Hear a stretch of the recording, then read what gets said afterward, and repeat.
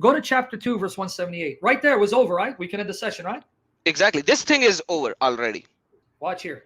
Is Sahih International okay translation for you? I guess so. I don't know. I haven't read it. Okay. Or you who believed, prescribed for you is legal retribution for those murdered, the free for the free, the slave for the slave, and the female for the female. Pause right there. Did you catch it? Yes. The Quran says you can't kill a free man if he's killed a slave or a woman. Exactly. Only way a free man can be killed is if he killed a free man.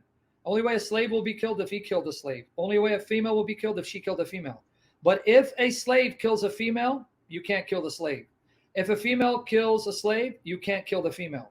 If a female kills the male, you can't kill the female. If a male kills a slave, you can't kill the male. If the male kills the female, you can't kill the female. But whosoever overlooks from his brother, i.e. the killer, anything, then there should be a suitable follow-up and a payment to him with good conduct. This is an elevation from your Lord and a mercy. But whosoever transgresses after that will have a painful punishment. Here's what it even gets worse. Some have tried to use 545 to say that 178 was abrogated. Now I'm going to show you why that's embarrassing. Let me just say it. So if I'm a free man, I kill a slave, then my slave has to die for me. If my slave kills a free man, that means if we're going to be consistent, they're going to have to kill me, the free man who owns him. If a female kills a slave, then that means I have to kill her slave, right? You see how it works? But now notice, according to some commentators, 2178 was abrogated. 2178 was abrogated. So let's have fun. Keep going. Yes. Okay.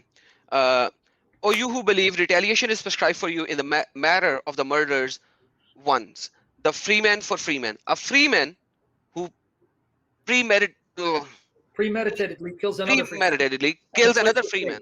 A slave who premeditatedly kills another, and the female for the female. A female who premeditatedly kills another. The verse was revealed regarding 2 Arab clans, but is abrogated by the verse 545. We're going to come back to that in a minute. And yes, by the way, thank you, Ether. Another point. Thank you, bro. There's so much to cover. Ether says, and the blood money for a non-Muslim is half the price of a Muslim life. Thank you, Ether. Guys, did you hear it?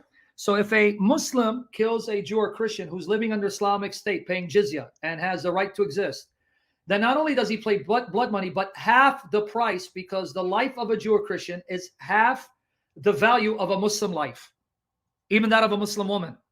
I'm not lying. This is all facts. Some will tell you, Muhammad Hijab, he tried to say that this passage was abrogated, ironically, by 545. But 2 facts. That means for a period of time, Allah and his messenger allowed the most unjust punishment to be inflicted up until this passage was abrogated. For example, up until this passage was supposedly abrogated, that means a free man who killed a slave or a female could not be put to death. So even when you say it's abrogated, that means your God allowed this punishment to continue for a period of time until it was abrogated. So my question is, why did your God even give this verse to begin with? Why didn't he give the better verse that's more just from the get-go, from the start? Why didn't he give lax talionis, eye for an eye, from the beginning? Why reveal a verse where a free man, if he kills a slave, gets away scot-free because you can't put him to death, or if a free man kills a female, he gets away scot-free because you can't put him to death?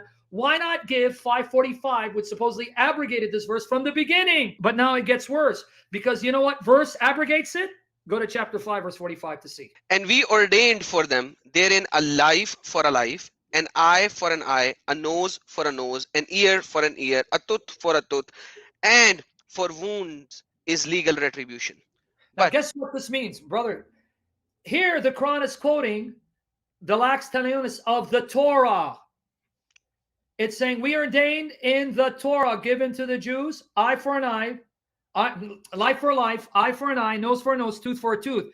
In other words, the Quran takes the command given in Exodus and Leviticus and Deuteronomy and enjoins Muslims to follow it, which means that even Muhammad saw this law is superior to Allah's command in 2178, and shows that Muhammad understood that this law applies even in the case of a man killing a slave. So if a man kills a slave, he's got to be put to death. According to what law, Muhammad?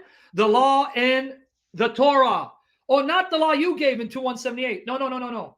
My God was stupid. He made a mistake. So we're going to correct my God, because we're going to quote the Torah, which is better than the command of my God. Because according to Muhammad's understanding of this very law of Exodus 21, found in Leviticus 24, 19 to 20, and Deuteronomy 19, 21, same law, Muhammad understood that this law given by Moses and his God, the true God of Moses, means that if a free man kills his slave, that free man must die.